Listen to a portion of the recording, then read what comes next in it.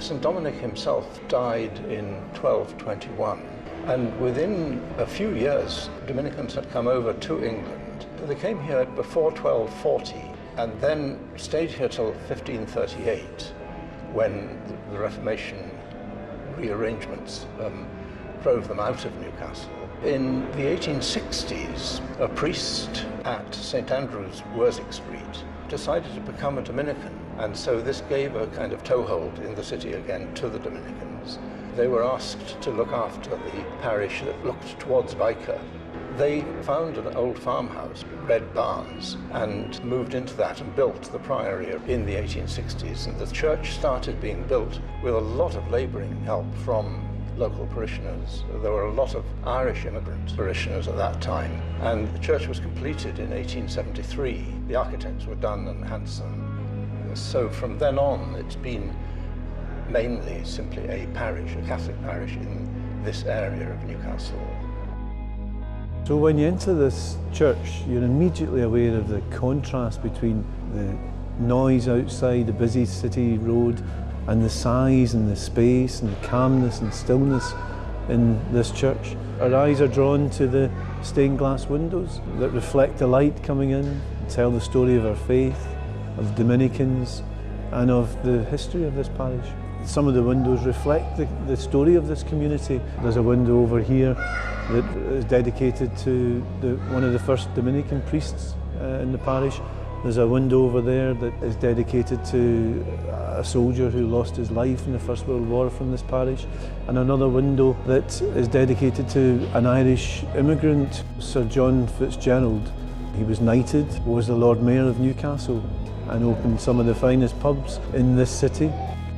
Well, I was very interested when I came to St. Dominics to see that there were stained glass windows by Harry Clark. He was an Irish stained glass artist. Harry Clark's work is in churches across Europe as well as around Ireland, and it's here as well.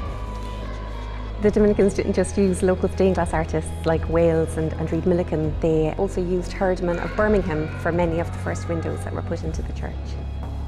One of the other interesting things about St. Dominics is the attention to music here in recent years, particularly because of Father Dominic and the Latin choir and the African choir as well, and the new organist. I'm a member of the Newcastle Bach Choir, and I find that music is a wonderful way of expressing the immaterial and the invisible that often we can't communicate very well in conversation. But it's something that brings us together, brings us closer to each other, brings us closer to God as well. So the musical side of things at St. Dominics is also very attractive. The organ here was built by Henry Willis in 1883. The organ hasn't been used for quite some time.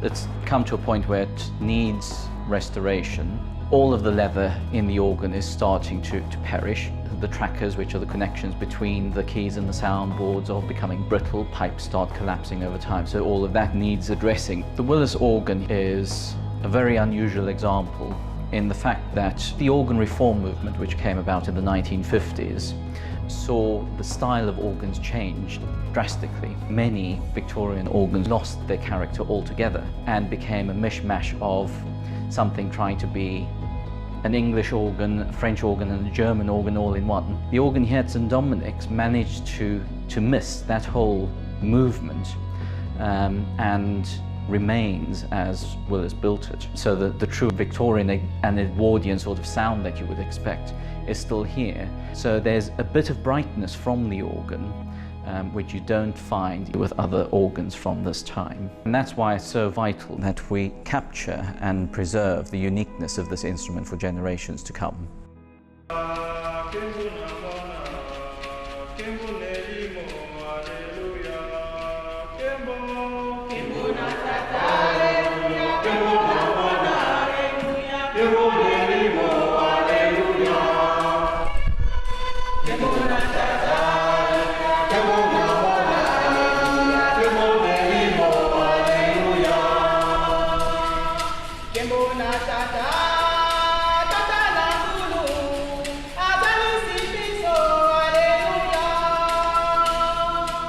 Elliott Smith Company was founded in 2012 after my first work, Missa, premiered at Westminster Cathedral during my studies at the London Contemporary Dance School.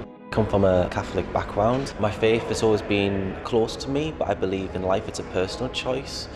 And I've always wanted to perform in these sacred spaces because I think they're a theatre in their own unique way. And St Dominics itself has been quite special to ESC because we are allowed to perform here at least once a month.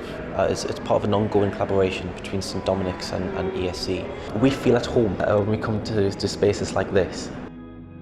The paintings symbolised different meanings. It shows the Christian tradition and it's just very amazing looking at them. This painting is by a Spanish artist called Dastis. We are still trying to find out more about it. What we believe is that the artist that painted this used local people to represent the saints that are actually in the painting. In a way, the church has always engaged significantly with the local community, and this painting shows this. Even though the Irish immigrants of the 19th century are now no longer with us, we have today developing, thriving other communities from all over the world. This is a painting by Mariah Causeway, and she's a very famous artist at the beginning of the 19th century. Now we think this painting had been commissioned for St Andrew's in Warwick Street when the Dominicans were based there before they came here and built this beautiful church. To be asked to respond to a theme of connections and to make a work in a place of spirituality greatly interested me. The community have been very, very warm and very quick on the uptake to participate, and that's been a wonderful experience. So we quickly were able to create something together. This is a great church of very powerful sense of spirituality within it. So the birds have been made with great humour, they've been made with great charity, they've been made with great hope, and we've developed an installation which brings light into the internal space of that small room. So we're working with a lot of the senses of spirituality. I do think there are situations very positively where people are very altered and changed by what they've seen, whether it's an artwork, a poem, music, all of these things in the wider kind of arts scene, I think could be said to be quite close to spirituality actually.